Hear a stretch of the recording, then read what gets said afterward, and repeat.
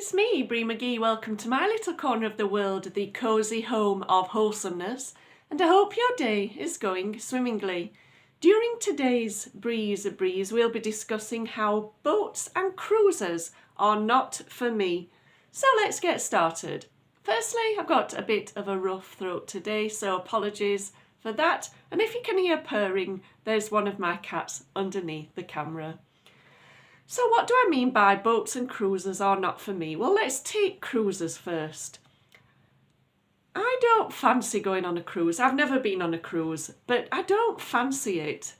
I've seen a lot of documentaries where on cruises people have all caught bugs and viruses and have been locked in their rooms for long periods of time because the illnesses have been caught by everyone on the cruise, and everyone's got ill at the same time.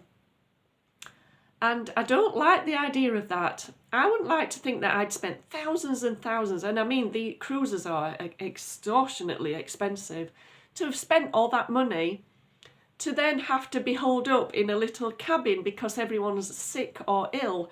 No, I don't fancy that very much.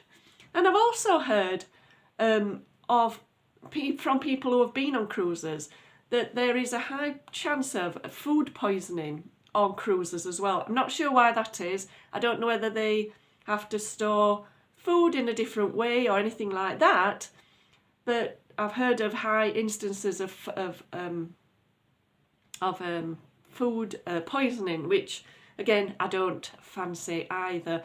I mean, I imagine it would be fantastic to see all these different places around the world on a cruise, but it's not for me. If I want to sit in a deck chair by a swimming pool, I'd rather do that on terra firma than on a boat in the middle of the ocean. And then there's the chance of something going wrong with that. Let's just mention the Titanic at this point. No, thank you, that's not for me. But what about boats in general? I think I've watched a lot of films where people get taken out on boats by other people, and when they're in the middle of the sea, they get hoisted over the side through nefarious means and nefarious approaches to that person.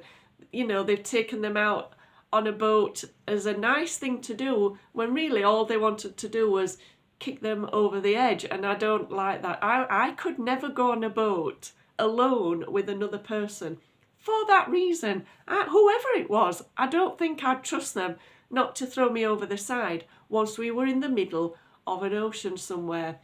So I don't really fancy boats and cruises whatsoever. If I had chance to have a go on one of those like I don't know what they are, like bikes but on sea, I might have a go on one of those in like a shallow bit.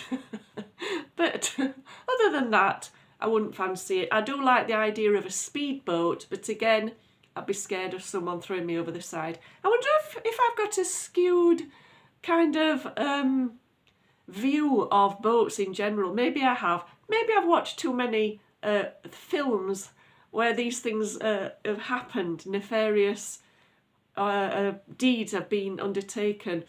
Who knows? I've seen a lot where that's happened, and it has tainted my view of boats and cruises.